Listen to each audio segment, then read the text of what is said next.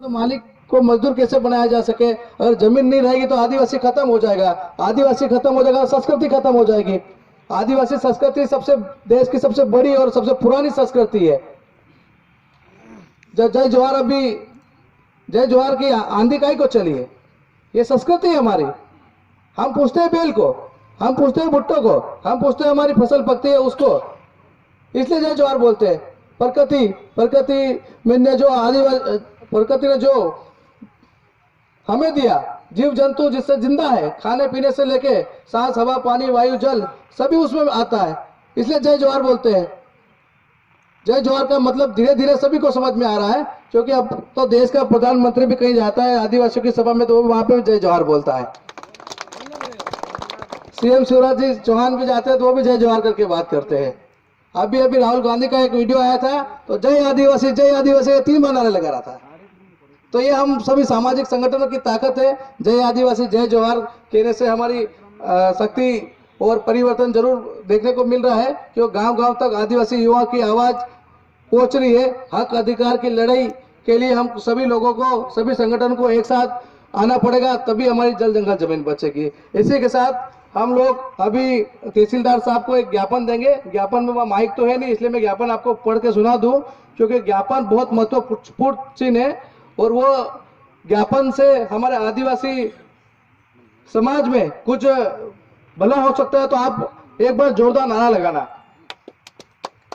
जय जोहार का नारा है, भारत देश हमारा है। जय जोहार का नारा है, भारत देश हमारा है। जय जोहार का नारा है, भारत देश हमारा है। धन्यवाद। ज्ञापन में प्रति महामहिम राज्यपाल महोदय, मध्य प्रदेश शासन एवं माननीय मुख्यमंत्री के नाम से दिया जाना है। और विषय में रखा है 5वीं अनुसूचित क्षेत्र, अपना बाजनापुरा ट्राइबल क्षेत्र है। 5वीं अनुसूचित क्षेत्र में निजी कंपनियों पर तत्काल प्रतिबंध लगाने हेतु और बाजना ब्लॉक में आदिवासी मानक टाटा बिल की तहसील चौराहे पर मूर्ति लगाने हेतु ज्ञापन देना है। और ये जो निजी कंपनी का जो मामला है, आपने बोला ना कि ना लोकसभा ना विधानसभा, सबसे बड़ी ग्राम सभा है ना, तो ग्राम सभा में कहीं न बाहर का व्यक्ति आके ने वहां पर बिजनेस नहीं खोल सकता है, कोई पैसा नहीं बांट सकता है। उसी प्रकार से जो निजी कंपनियां हैं अपने क्षेत्र में, कम से कम 50 से ज्यादा कंपनियां मुझे मालूम है। मैंने इसमें कितने कंपनियों का नाम लिखा है, फिनकेयर, पहल फाइनेंशियल, फ्यूज, अर्थ ऑनलेस, सेनेट, भारत फाइनेंसेस, फुलटोन, आईडीएफसी, जना फाइनेंस, एलटीएनटी फाइनेंस, संपादना finance, Swatantra finance, light finance, capital finance, Arohan finance. इस प्रकार से 50 कंपनियां अपने क्षेत्र में पैसा बांटकर काम कर रही है। समूह बनाकर अपनी माता बहनों को 10-10 जनों को समूह बनाकर जो पैसा दे रही है वो इलीगल पैसा है। इलीगल का पैसा मतलब समझते हो, काला। मोदी सरकार ने 2016 में बंद किया था। यह पैसा अपने क्षेत्रों में समूह बनाकर 30-30 हजार के रूप में 10 महिलाओं को दे रहे हैं। गवर्नमेंट की, रिजर्व बैंक की गाइडलाइन है कि 12% से ज्यादा कोई पैसा ब्याज नहीं ले सकता। ये 48% ब्याज लेती है कंपनियां। कितना?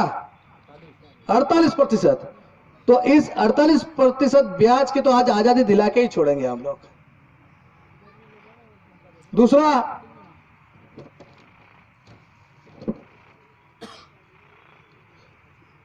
मध्य प्रदेश में ST/SC के बैकलॉग पद जो हम बेरोजगारों के हैं, एक समय होता है एक नौकरी लगने का, 21 साल से 25 साल तक के बीच में नौकरी मिल जाना चाहिए पढ़े लिखे लड़कों को। 2003 से सामान्य प्रशासन विभाग ने 1,32,000 पोस्ट ST/SC की रिक्त पद पड़े हैं, जिसके वो पद निकाल नहीं रही है, क्योंकि उनको पता है ये पद निकल जाएंगे तो सभी अधिकारी कर्मचारी बन जाएंगे, सभी अधिकारी कर्मचारी बन जाएंगे तो गांव-गांव में जाके प्रचार करेंगे, हमारे सहक और समाज के हक अधिकार की लड़ाई की बात करेंगे। इसलिए उन्होंने अभी तक पद नहीं निकाले। इसी के साथ हमारे ST/SC जो कर्मचारी भाई है, उनको भी 2003 से पदोन्नति में आरक्षण नहीं दिया, मतलब प्रमोशन होता, उनका प्रमोशन नहीं होगा तो पद खाली नहीं होगा, पद खाली नहीं होगा तो हमारे बेरोजगार को लोगों को नौकरी नहीं मिलेगा। इस कारण ये मामला बहुत गंभीर है। मध्य प्रदेश शासन ने इस पे कम से कम 17 साल से रोक लगा रखी है।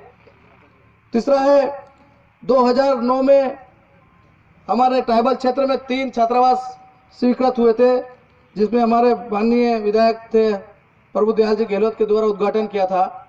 एक 60-60 लाख की लागत थी तीनों की। एक सकरावदा में था, एक रावटी में और एक सिलेस देवदा में। मैंने आरटीआई लगाई थी। आरटीआई में देखा कि 2009 से हॉस्टल बनते बनते आज जर्जर हो गया पूरा। 60-60 लाख रुपए पूरे खत्म हो गए, हॉस्टल भी जर्जर हो गया। तो जो 2012 में बन जाना था 2020 तक पूरा नहीं बना। अब 2012 से 2020 के बीच में जो हमारा युवा पीढ़ी का हॉस्टल में जाके एडमिशन नहीं मिला, ऐसे लोगों की पढ़ाई बर्बाद हो गई और उसकी उम्र आगे बढ़ गई। तो कहीं ना कहीं हम शिक्षा के क्षेत्र में पीछे करने का काम किया इन्होंने।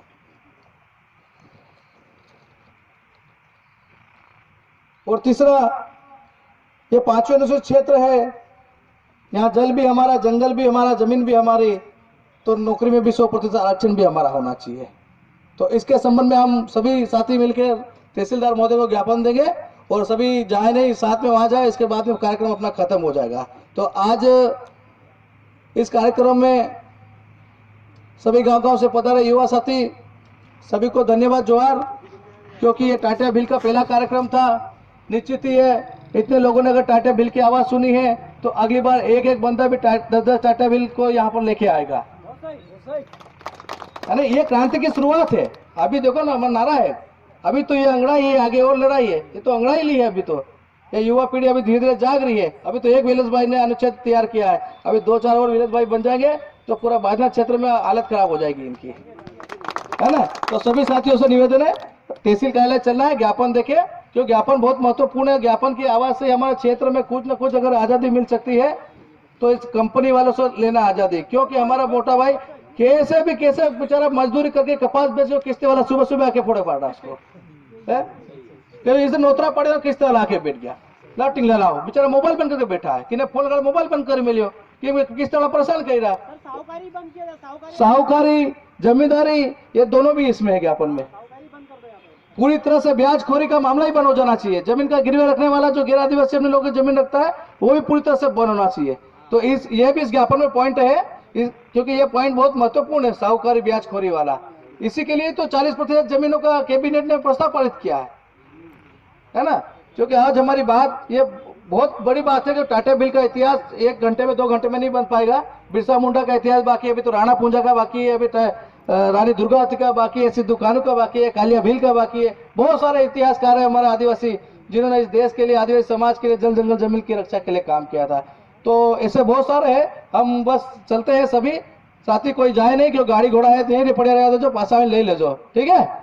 जय जवान, जय बिरसा, जय भील प्रदेश। में होगा नहीं तो हमको सबको धर्मपूर्वी आदिवासी समाज लिखना है।